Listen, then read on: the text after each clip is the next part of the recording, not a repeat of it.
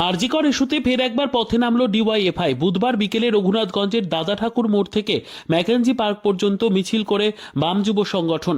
মিছিল শেষে রাস্তা অবরোধ করার পাশাপাশি মুখ্যমন্ত্রীর কুশপুত্তলিকা দাহ করা হয় ডিওয়াইএফআই এর পক্ষ থেকে। এদিনের মিছিলে কর্মী সমর্থকদের উপস্থিতি ছিল চোখে পড়ার মতো। আরজিকর কাণ্ডে তৃণমূল এবং বিজেপির সেটিং হয়েছে বলেও অভিযোগ করে স্লোগান দেন ডিওয়াইএফআই কর্মীরা। গোটা রাজ্য জুড়ে প্রতিদিন প্রতিনিয়ত মহিলা নির্যাতন, আরজি করে যে পড়ুয়া ডাক্তারকে ধর্ষণ করে খুন আমরা লক্ষ্য করছি।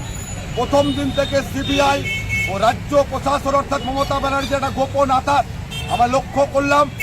এতদিন অতিক্রান্ত, এখনো পর্যন্ত সিবিআই আরজি কর কাণ্ডের চার্জশিট জমা দিল না এবং 4 দিন আগে আমরা দেখলাম যে জামিন হয়ে গেল। আমাদের দাবি, এসএফআই ডিওয়াইএফআই মহিলা সমিতির দাবি, অবিলম্বে আরজি করে ধর্ষক খুনিদের গ্রেপ্তার করে দৃষ্টান্তমূলক শাস্তি দিতে হবে। যদি তৃণমূল কংগ্রেস এবং সিবিআই অর্থাৎ বিজেপি তৃণমূল মনে করে থাকে যে গোপন আঘাত করে তারা এইটা আরজি করার চেষ্টা দমিয়ে দেখার চেষ্টা করবে, আমরা এসএফআই ডিওয়াইএফআই মহিলা সমিতির রাস্তায় আছি। আগামী দিনে আরো বৃহত্তর আমরা নামলো যদি আরজি করে আসল যারা দোষী, আসল মাথা তারা শাস্তি না পায়। আপনি দেবাশিস রায়, ডিওয়াইএফআই মুর্শিদাবাদ জেলা